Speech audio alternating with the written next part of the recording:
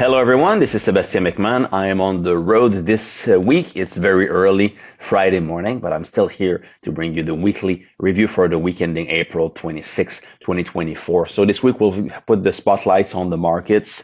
We're getting towards the end of the earnings season. There's been some volatility recently, so let's just take a bird's eye look at the markets. This week there was the US GDP that came out, which was weaker than expected as a whole, but when you dug into the details, you realize that the U.S. domestic economy, so the final sales to domestic purchases, still growing at above 3%, so very strong. But the strength of the U.S. dollar has been, wreaking havoc in economic data, making imports for U.S. consumers and businesses much cheaper. So we had a rise in imports and exports less attractive. So we had a fall in exports, meaning that we're detracting from the domestic components of GDP. So weaker GDP, but mostly because of a stronger USD, the domestic economy continues to do pretty well. We had also in the data confirmation that inflation is stronger because we had the CPE, the PCE rather, personal consumption expenditure price index for the first quarter, which was pretty hot. Of course, it follows CPI reports that went in the same direction. So no new data there, but still that puts some pressure on bonds this week. And there's another PCE report this morning on Friday morning. But as I'm recording this, it's too early, so I can't really cover it. But maybe that will be moving the markets on Friday. But talking about the markets, let's take a look at the close on Thursday. So again, negative for bonds, higher rates on the week. For equities, we had a bit of a rebound following a tough few weeks. So good to see. And it was across the board. If you look at the earnings season, we had some tough results from Meta, which pushed the market lower on Thursday. But Friday morning, as I'm recording this, Google and Microsoft had interesting numbers. It seems to be carrying the markets higher. So let's see how the week closes.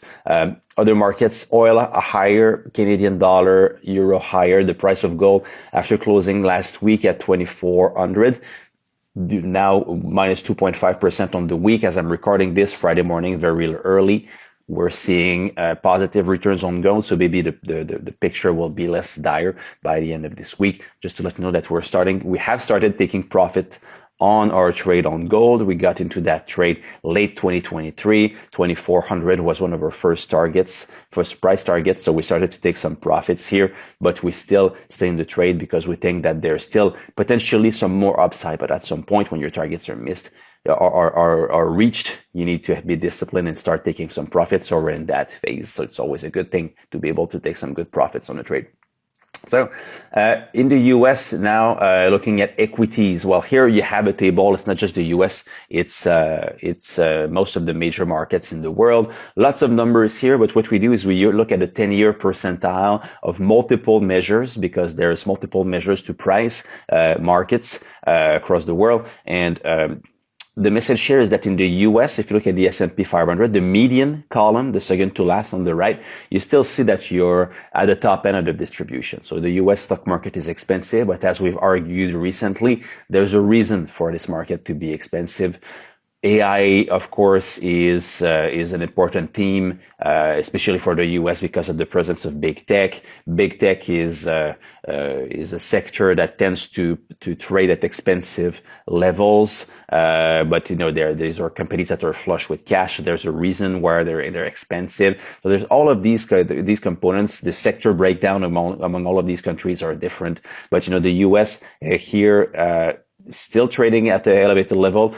Changed over the last month. Everything's a bit cheaper, except emerging markets. So it's a better entry point here if you're looking to put money to work.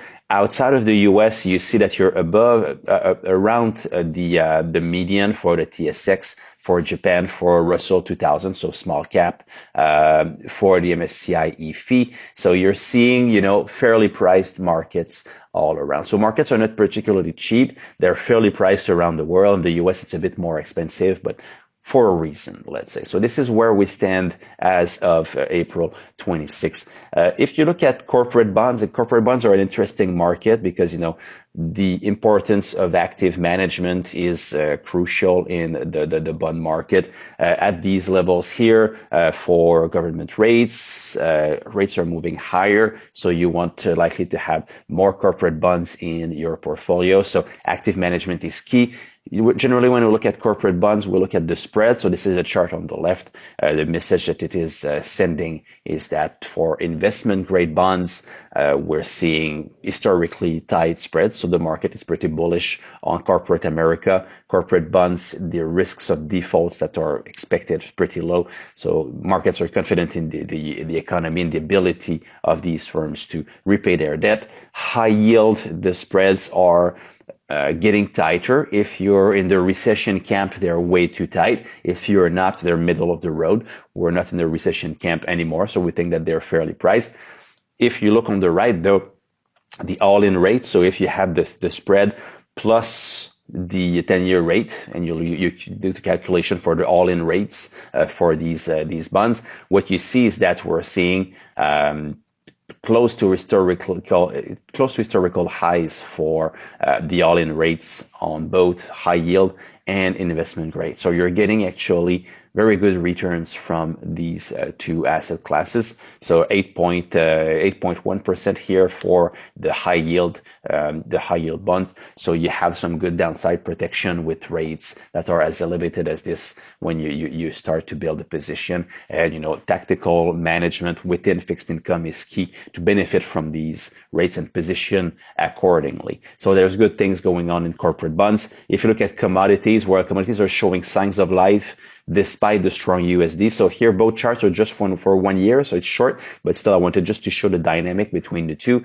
USD has been has been strong, has been one of the hallmarks of this year so far, strong USD, and still we had strong growth in commodities. So usually, historically over long periods of time, they tend to go one against the other, but with the economic reacceleration that is gaining traction, oil is doing well, copper is doing well, base metals are doing well, gold, we've mentioned often, going well. So all of these things together build making a good environment for commodities. And commodities could be a good hedge against inflation, a good way to benefit from economic strength. So there's a lot going on for commodities. So the picture here is that the stock market has corrected a little bit. Valuations have come in a little bit. It's still fairly priced globally. The S&P 500 or the US stock market, the large caps are expensive, but likely for a good reason.